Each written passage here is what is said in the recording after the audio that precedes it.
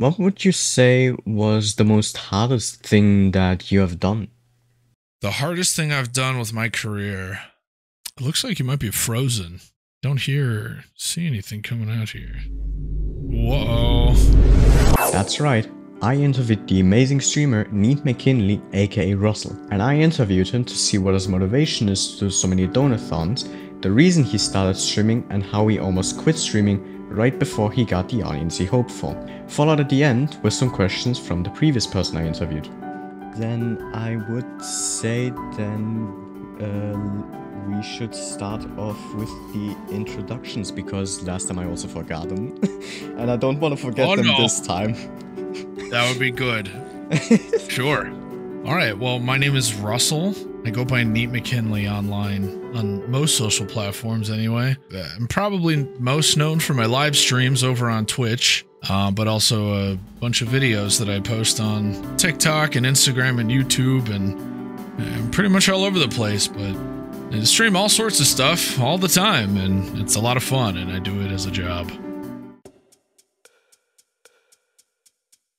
And then let's start off with the first question.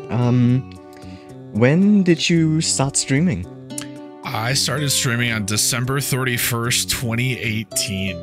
That was the very first stream that I held, and it was very awkward and very weird, and my microphone was too quiet, and my camera looked terrible, and I looked like a mess, but I didn't really care. I just wanted to give it a try, and that's the day. That's the anniversary. The stream-iversary, I like to call it. Did anyone inspire you to start making content or become a streamer? I had been watching live streams on Twitch since the year before, so in 2017. I was a big Overwatch player, big Overwatch fan, and I wanted everything to do with that game. And I had seen somebody plugging their Twitch stream in like the game chat, so I figured I would check them out. I had no idea what Twitch was, but it looked so cool, and it was really cool to talk with somebody who liked the same game I did. And then the next year, I went to BlizzCon in California, and I met a guy there that I've been friends with ever since, who told me that I would be really good as a streamer and that I should give it a try. So about a month later, I gave it a try, and those were really my two inspirations. Now, if you were to restart streaming and content creation from the start, so essentially 0 views, 0 subscribers and such, what would you do now that you didn't do but you wished you did when starting? That is something I think about all of the time, because there are so many things that I would do differently to get to where I am now. But the biggest one would be to learn how to edit videos much sooner, and establish a YouTube audience first, because I streamed so long on Twitch and my growth wasn't really that big, and I didn't have the real audience and success that I wanted until I learned how to edit videos well. And I see a lot of YouTubers get a lot of people watching their live stream because they already built an audience through their videos. And that's what I would do differently. I would be YouTuber first, then streamer. But the way I did it was streamer first, and now I'm becoming like a YouTuber, TikToker later. So that's what I would do. I would just swap those. So I saw that you did some streams on YouTube before you essentially stopped streaming on YouTube and went full with Twitch streaming. What was the reason for you to do that? So when I first got started, I heard about this service called Restream, which allows you to stream to multiple platforms at once. And I thought it would be best if I would stream to multiple platforms at once to expand my reach. And you see a lot of people doing that like nowadays. But back then I was already thinking about doing that. So I did that for a little bit, and I noticed that the viewer experience on YouTube was not very good. They didn't have like cool like animated emotes. They didn't have really an attractive like like chat to be in, and things just kind of felt disconnected and limited over on YouTube. So that's when I decided to just go all in on Twitch. Every once in a while, I still stream on YouTube, but it's mostly because I have subscribers over there that have never seen my Twitch streams. So what I do is sometimes out of the year, I'll stream on YouTube and basically just do a live stream over there to get my YouTuber followers over to Twitch to tell them like, hey, like I'll stream today or for a couple days out of the year over on YouTube, but just to let you guys know, the real party is over on Twitch. So that's pretty much the reasoning for that. I don't think I would ever fully move to YouTube again. It's just because I don't know, it feels kind of stale and disconnected over there compared to Twitch. I feel more connected with my audience over on Twitch. Much prefer it.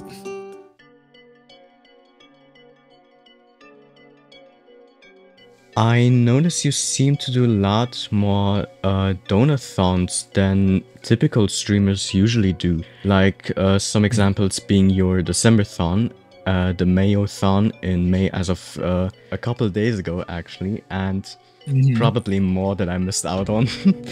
Yeah, there's a couple we missed out on. Now, what drives you to do more donathons than many other streamers? I like money.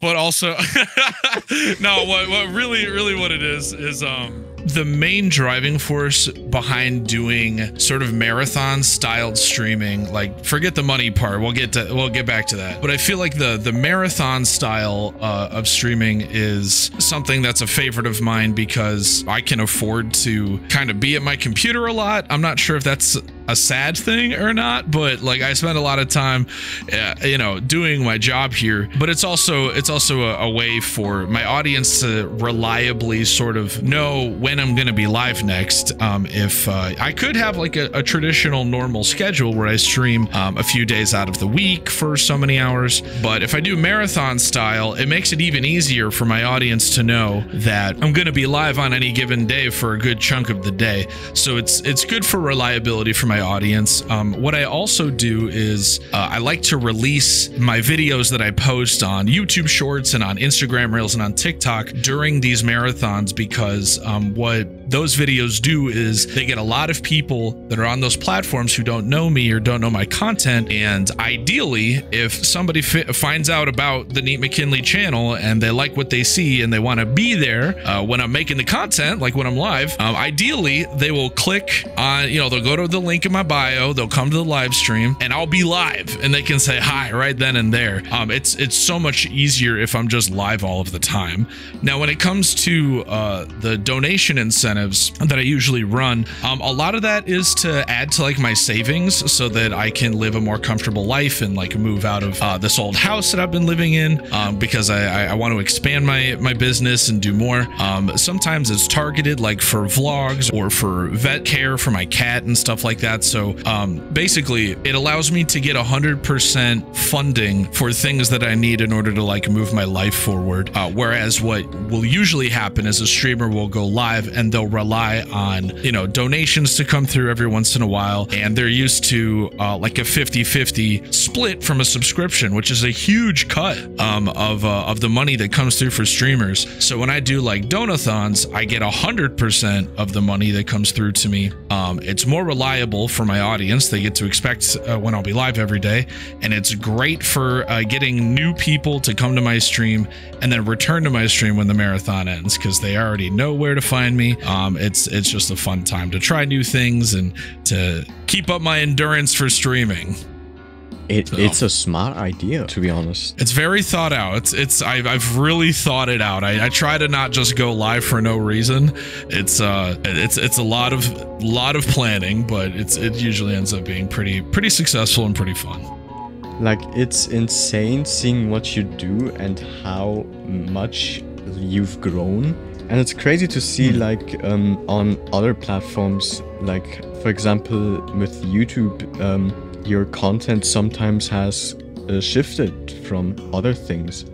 Yeah, there's like a lot of things that have changed over the years. So to keep everything kind of like understandable and in summary, I guess I've been live streaming on Twitch for 5.5 years now, and it doesn't feel like that long, first of all, but basically what I usually tell people is that the first 3 years that I was streaming on Twitch, I call it just spinning my wheels. I was just kind of going live whenever, and I had a full-time job. I used to work in pharmacy for like a decade before I decided to fully dive into streaming full-time and making video content. But basically, it really just whenever I had free time or felt like it, live streaming was awesome because I got to connect with people in a way that I was kind of deprived of in real life, and I was just lonely, and I wanted to like spend time learning about other people and talking about shared passions for games and computer related stuff and things like that, and it was nice. It wasn't big, but I knew that there was something special there for me because all I wanted to do those 3 years was grow. So I told myself when I got started, I'll give myself 3 years to make it, quote unquote.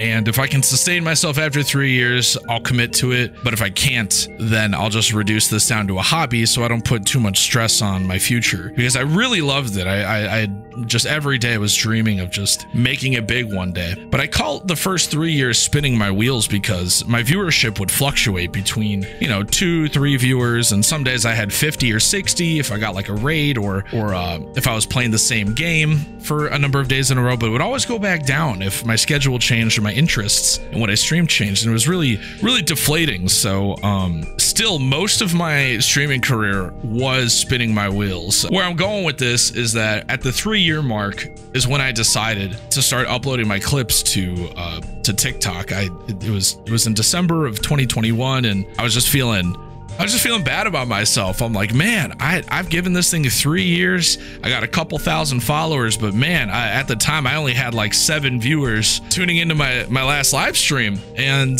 that was super deflating. I thought, man, I've been at this for so long. Where's the success? It was supposed to happen by now. But it just didn't. So I thought that I was just not cut out to be a streamer. But that all changed when I started uploading just my barely edited clips to TikTok. And within the first couple of videos, I got completely blown up with notifications. All these notifications came in from TikTok. Somebody like this, somebody commented this. I'm like, what is going on? And I looked at my phone, and it was for this silly Animal Crossing video where I visited somebody's like island in Animal Crossing.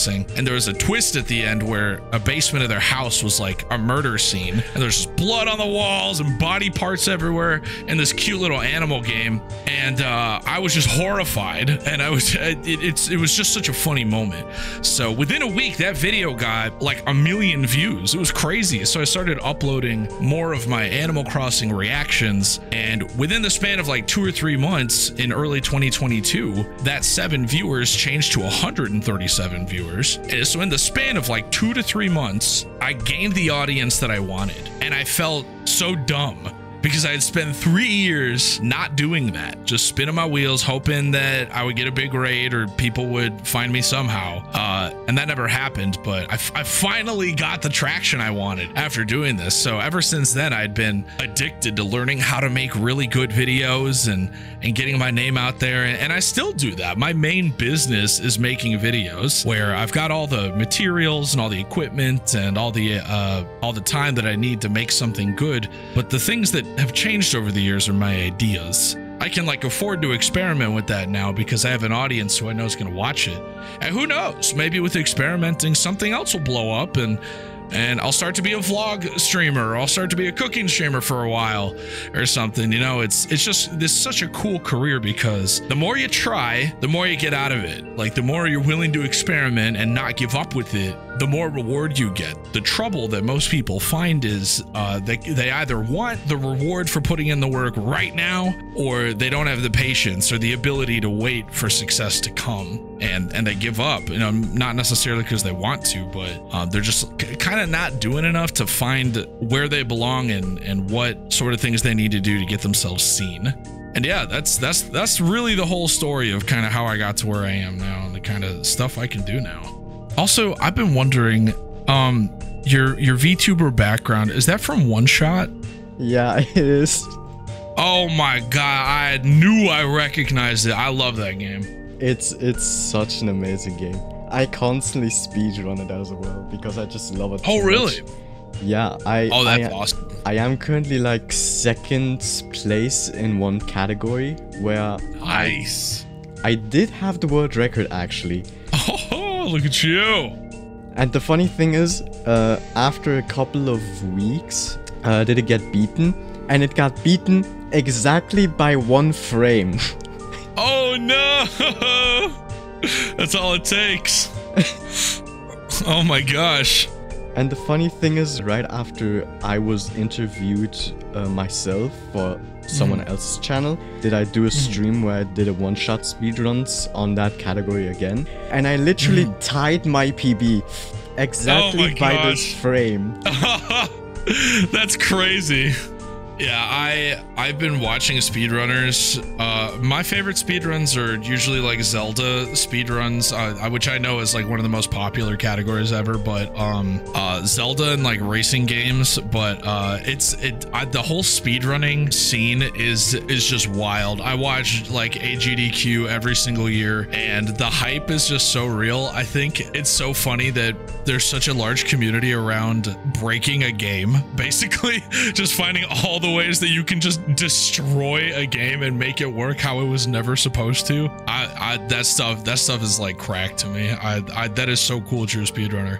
Especially for those speedrunners that essentially just find the like the glitches and then get the world record. It's great stuff. That's awesome. I had no idea. Which donathon would you say was the most successful in your eyes? It depends on how you define successful, because basically what I do is I set up a fundraiser on a website called Throne, which I'm sure you've heard, but for those who haven't, it's a website where you can list gifts for your audience to buy for you to get shipped to you without your audience ever having to know your address. They have a cool feature called Cash Gift where you can fundraise really anything you want, and that's where the audience sends donations, and once it's met, you can just cash out right to your bank from Throne, and it's really nice. So as far as successful, I would say probably the marathon I did in March this past year. I called it the Marchathon, and basically what that was a fund to provide me to go visit someone in England who I'm very close to and film a vlog with them, and all the milestones for the dollar amounts to raise for this trip were things that we would do to put in this vlog of me going over there. And I think that was probably the most successful because it was really meaningful to me that my audience, who's used to just being there when we do video games, was willing to fund a trip for me to go do something completely different and go to a different country entirely and film an experience over there that they'd be able to enjoy in video form. So that's what I would call most successful.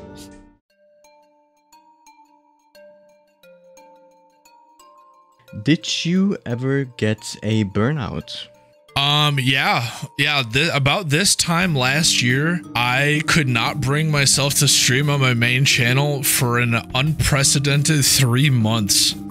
For some reason, one day I was about to go live and I just didn't like the way that I felt. Something just felt weird. And I just noticed that there was this emptiness about streaming, that I felt kind of bad about. I was going to go live, and at the time we were doing villager hunting in Animal Crossing, which is not the most exciting content ever, but I had been doing it for a long time up until then and playing Animal Crossing on stream a lot because it was the game that got my name out there and that I first really blew up with.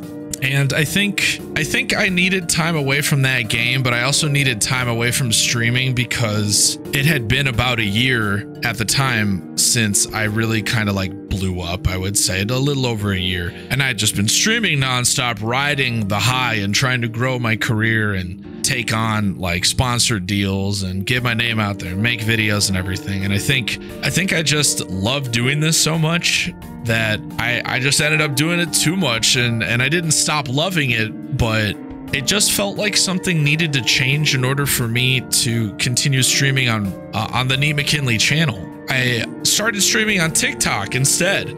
Actually, is what I did, and I made an alt channel on Twitch, and I streamed over there.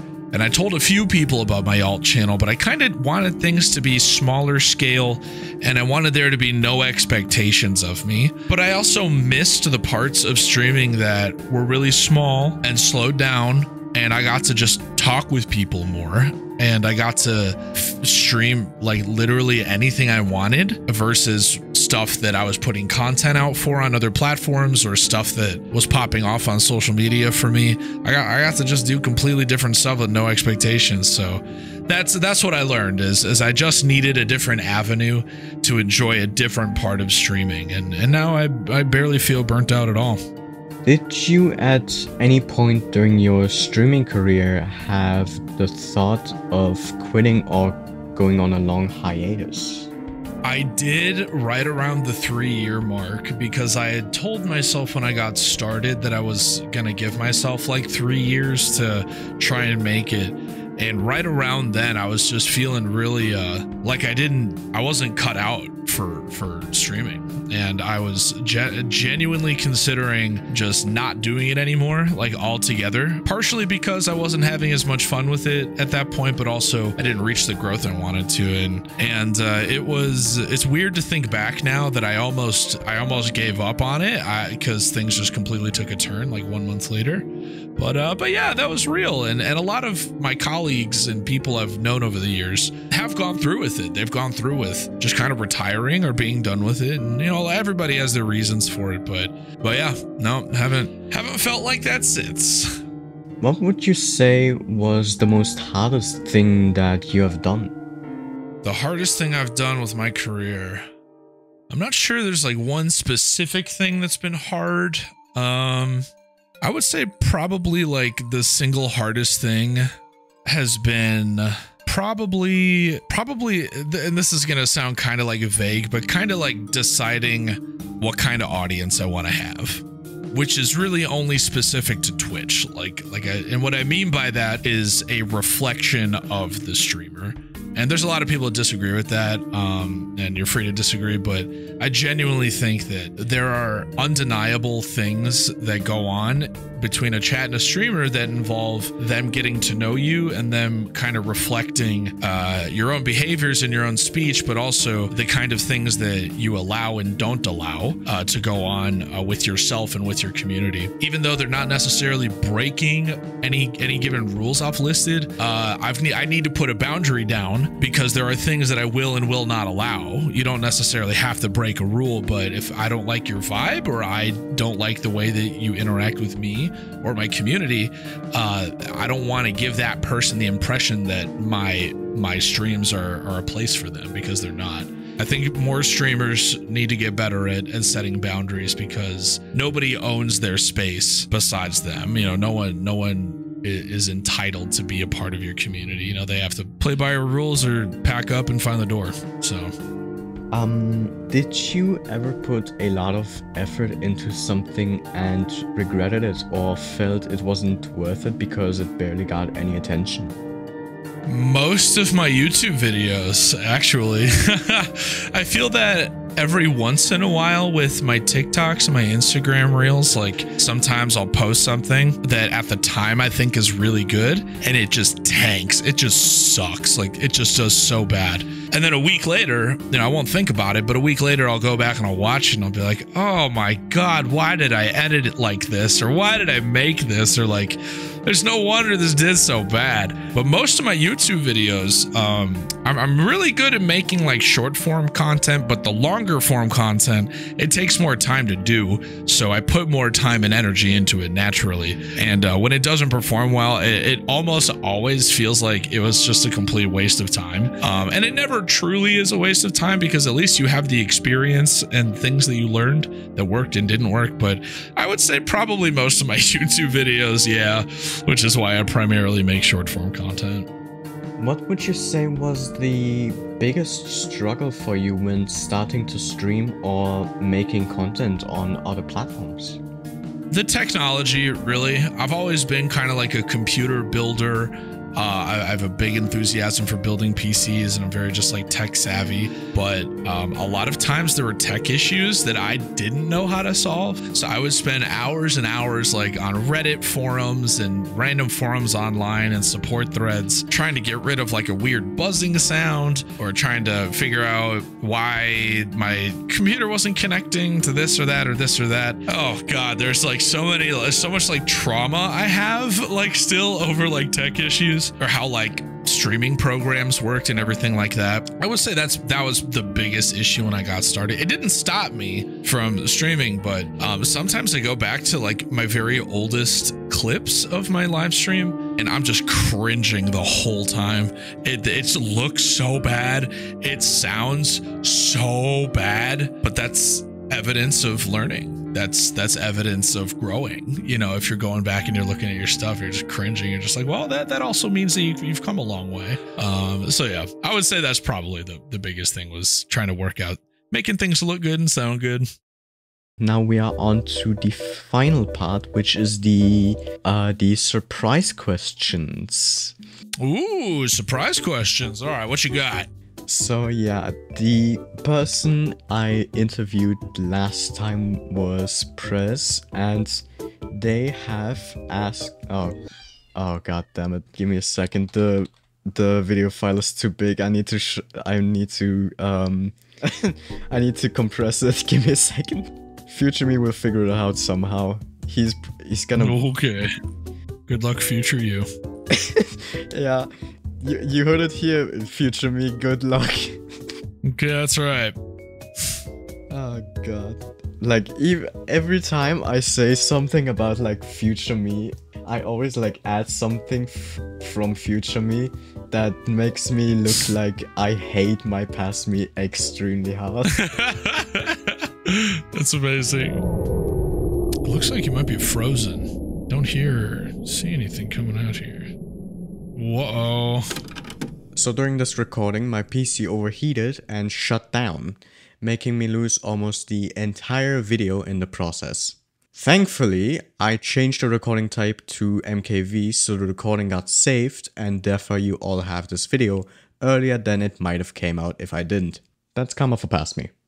Anyway, because of this I had to go and stop using my model during the interview to avoid my PC from overheating again. So Prez, the previous person I have interviewed, has asked you some questions, and the questions are these two. Alright, I'm gonna take a look. Right, so now that you have answered the questions, it's time for you to ask the questions for the next person I'll be interviewing. Okay. As a content creator, one thing that is always interesting is, what is your favorite like game or hobby versus what it was your favorite thing to stream? Those can be two different things. Like, my favorite game is Final Fantasy VII Crisis Core, but my favorite things that I've streamed are probably Devil May Cry and Yakuza. So those are like two very different things, you know? So it'd be interesting to hear, what is your favorite game or hobby, and versus what is your favorite thing that you've streamed? Another thing that I would like to ask is, what is a project that you have always wanted to work on but haven't, and what's prevented you from doing so? Oh, that's an interesting question. And lastly, do you think I'm pretty? There we go. Just have to ask that. Yeah, you just gotta keep that moving along. But yeah, overall, those are my questions there. Okay, all right. I think I got it. All right. So you want me to just answer them? Yep. Okay, you got it. So their first question was what my favorite game or hobby is versus what my favorite game or thing to stream is. I love playing Dead by Daylight and crafting exploration games with my friends off stream. But I would like, these days I would never stream either of those because I think they'd be really, really boring for my audience. I also don't make content about them on other platforms, so people coming to my stream for the first time would be very confused about why I'm streaming those games versus what I usually do, like Animal Crossing or Stardew Valley. So that's a great question, though. I get asked that all the time. Yeah, big old multiplayer games, exploration games, team-based games. I think that stuff is so fun to do offline. So hopefully that answers that. And a project I've always wanted to work on, but I haven't, what's preventing me from doing so, is a great one. There are two in particular, probably. So one of them involves making music. I want to release this 6-track EP on streaming platforms that I've been working on for a few years, and it's still not done. And the reason that that is not getting done is because I just don't make time for it. And I think this year, at least the second half of this year, is the year that I finally make time for it. But another big thing, even bigger than my little music hobby, is I've always wanted to have a VTuber. Like, I've always wanted to give VTubing a try. I am such a big fan of the VTubing space. I've been in it for many years now, and I've watched it grow and change, and it's just one of those like unique interests that I have that has nothing to do with anything I stream. And yeah, little by little, from concept to like idea, like making things into like a PDF and making samples and references, to getting into an artist.